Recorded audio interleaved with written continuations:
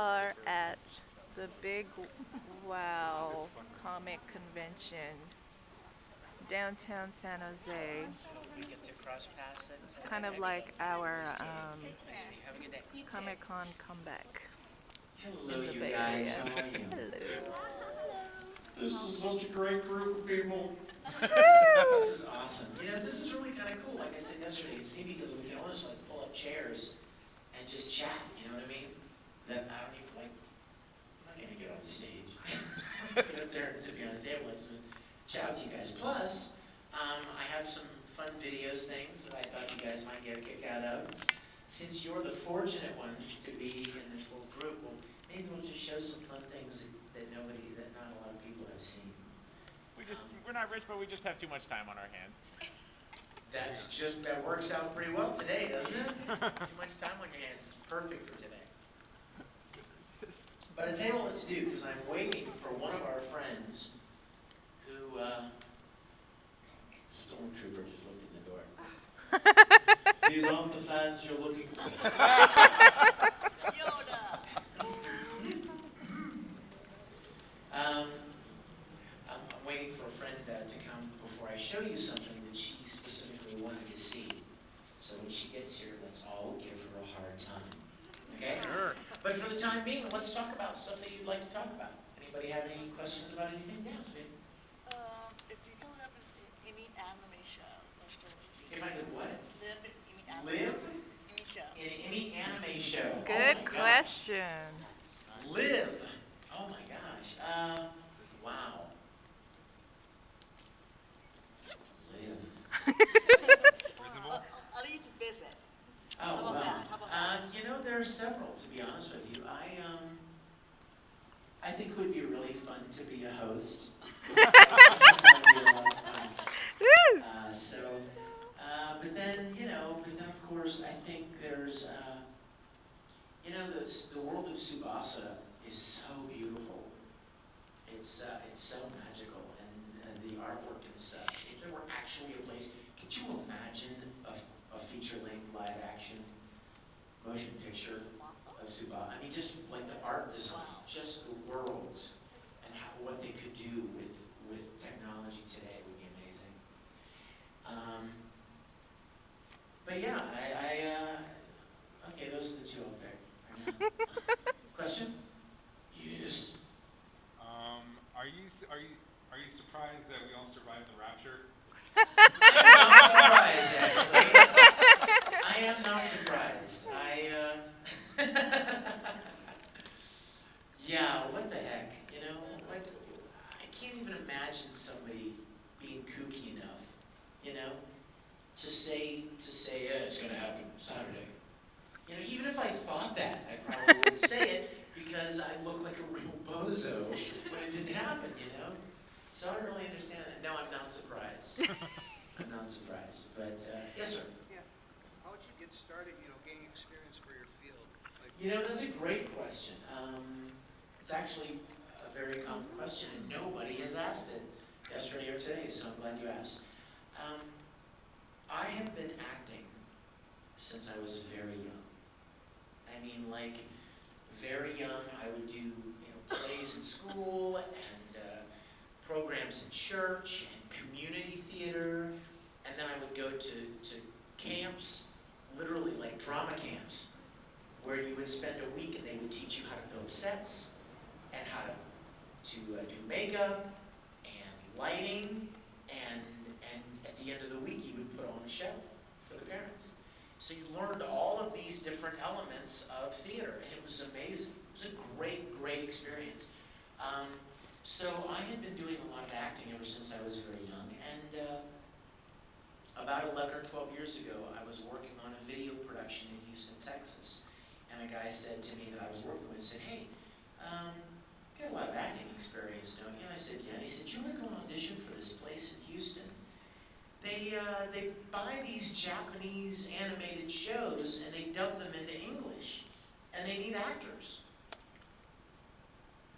And I thought, you mean like Speed Racer? Stuff like that? And he's like, yeah, just like that. I'm like, cool! That would be fun. So it's about time, Punko. We're waiting. Where have you been? Never a hard time. Um, so I thought this would be fun. I didn't think anything would ever come of it. You know, it was just a weird little thing to do. I didn't know who would watch it. I didn't know where it would be released, where you could even buy it. And at the time, you guys, anime was not very well known. I think Dragon Ball Z was on television, but literally there wasn't a lot of anime broadcasts. It was really kind of a niche little market of people that knew about it. So I went and auditioned for this company, and I got cast. I played Vega in Street Fighter 2. Wow. And then the next show came along, and I got cast in that. And then the next show, I got cast in that. And started working regularly with ADV Films in Houston. And then the next thing you know, I met people from Funimation in Dallas, 4 hours north. And they asked me to audition for them, and I went and auditioned and got cast in, what was the first thing I did for them? I think it was Broly in Dragon Ball Z. And then Yu Yu Hakusho, and then Kitty Grey, and then Spiral, and Case Closed. And I'm still working in Houston, and now I'm working regularly in Dallas. And then Funimation gets Full Metal Alchemist. They get the license for that show. And I get cast in that show. And by this time, anime has started to be on television, and it's got a lot more recognition, a lot more exposure. And then I start meeting people in Los Angeles. And they're like, you should come to LA and do some voice work. And I was like, well, I would love to do that. So I started doing video games in Los Angeles, and then little by little I would get cast in things like Bleach and Naruto and Kakaishi and Monster and a handful of other shows that I've done in LA. So that's how I got started, and it just kind of snowballed like that. I don't mean to wax religious or anything, but I had no plan in it. I take no credit for it because I didn't plan it. It was nothing I set out to do. It was just an opportunity, and I just kind of happily walked through the door, not having any idea what to expect, and it just grew from there. So I'm very, I always tell people I'm very, very grateful for the opportunity to do what I do. Yes? How do you? What was your inspiration for the accent of Greece and Italia? Like, what was your reference? Well, you know what? There's a very cool website. What is it called? I just have it bookmarked, so I don't really know the name of the website. But it's a website you can go to where you can listen to examples of every different dialect.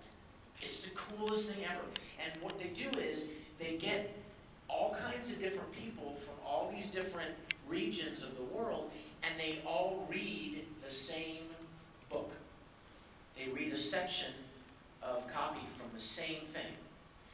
So like literally, you go to the home page and it'll say North America, South America, Eastern Europe, Western Europe, and you click on Eastern Europe and then it'll say Russia, Romania, Czechoslovakia, Lithuania, literally all the countries in that area. You click on, Western Europe, Greece, Italy, Spain, Portugal, France, England, all of it. And you click on those, and then it'll open up a list of, and it'll say, 20-year-old male, born in Edinburgh. 45-year-old female, born in such and such and lived here for so long. And like real specifics, different regions of the country and different ages. And you click on the file, and it will play you them reading this story. And they all read the same thing, so you can hear the variations between the accents. And so I went and listened to Greece and tried to find a young guy from Greece. And Greece, the first thing that struck me about Greece was it sounds a lot like Italian. It sounds a great deal like Italian. It doesn't have that same kind of a lilt that Italian is a kind of little, talk like this a lot, there's that lilt to Italian, and he doesn't. But you take that away, and it sounds a lot. The pronunciations are a lot like Italian. So that was what I used for a reference. And of course, if I did something bad, the director might, that sucked, do it again, or that, a little more accent or a little less accent. So, question. Is Wolverine I was wondering if you could tell us a cop story. a cop story? Woo. Oh my! I've got a lot of good cop stories. Some people like cop story. What aren't you got arrested? I used to be a police officer Woo. for a couple of years. Wow. Have you ever heard any cop stories that I've told? You must have. I've heard two. Which ones have you heard? The one where had arrested a guy who I guess he stabbed someone in a Oh yeah, parking garage. yeah, the stabbing. And then the other one where you had With the girl, probably. with the girl, yeah. Who was on drugs. Yeah, those are the only two that I've heard. Yeah. Let's see. What would be another good one? Well, there was one time where I just come on duty. I was doing the day patrol, and I just come on duty, and there was nothing was even open yet. It was like 7 in the morning, and we got a call on the radio that there had been a break-in at a bank. There was an alarm going off at a bank in town. Well, your first assumption is somebody's breaking into the bank, trying to steal money, right? So when you get a call to something like that, you don't know whether or not there is someone in the bank. Okay, let's assume somebody broke in, but you don't know if they're still there or not, right? They could have come and gone already. And if they are still there, you don't know whether they're armed or not. So you can't walk in unarmed. You have to be ready in case they're armed. So this was the first time ever as a police officer that I pulled my revolver. And literally me and another officer searched this bank like this. And I was like, this was the first time, and I was like, holy heck, I've got my weapon pulled, and if somebody jumps out, if something happens, I could conceivably be confronted at any second with having to shoot somebody if they have a weapon. You know what I mean? And it comes to that, and it was really kind of, you know what I mean? You're kind of your senses are kind of heightened.